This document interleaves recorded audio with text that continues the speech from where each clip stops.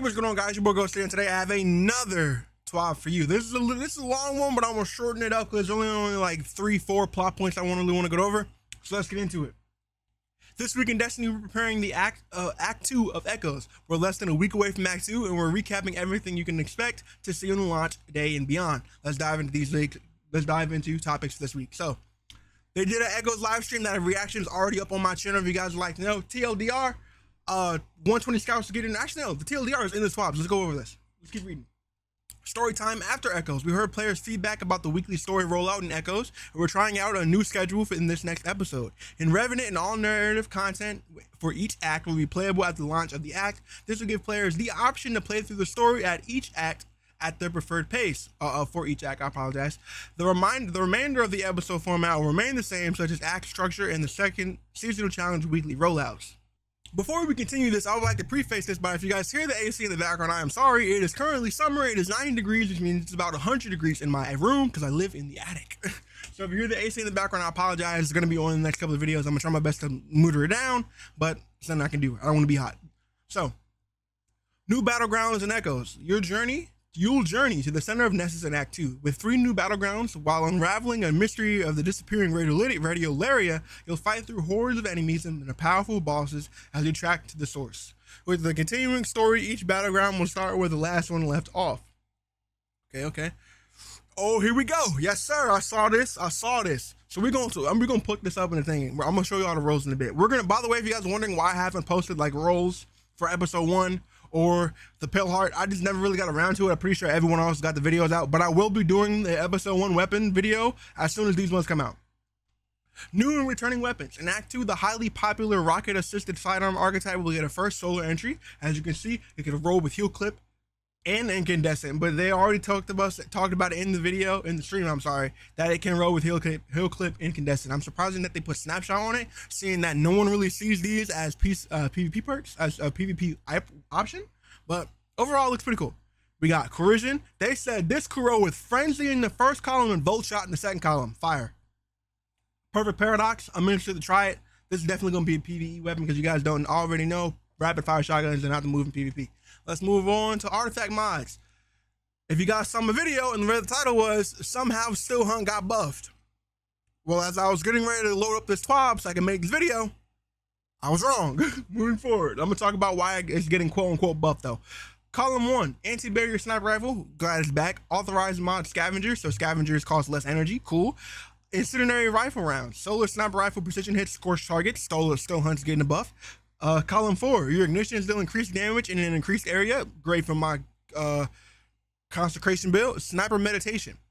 Sniper rifle hits grant stacking sniper rifle damage, stability, and reload bonus for a short time. Heavy ammo sniper rifles hits count for more than 1.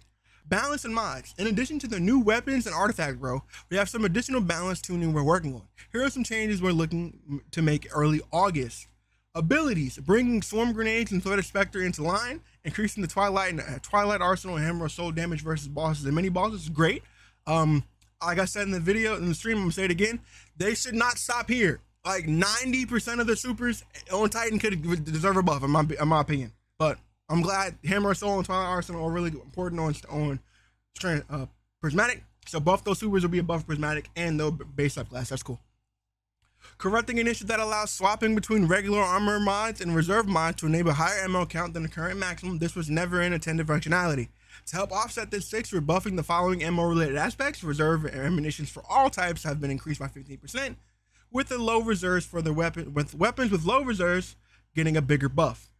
Reduce the cost of reserve mods by 1%. I'm sorry.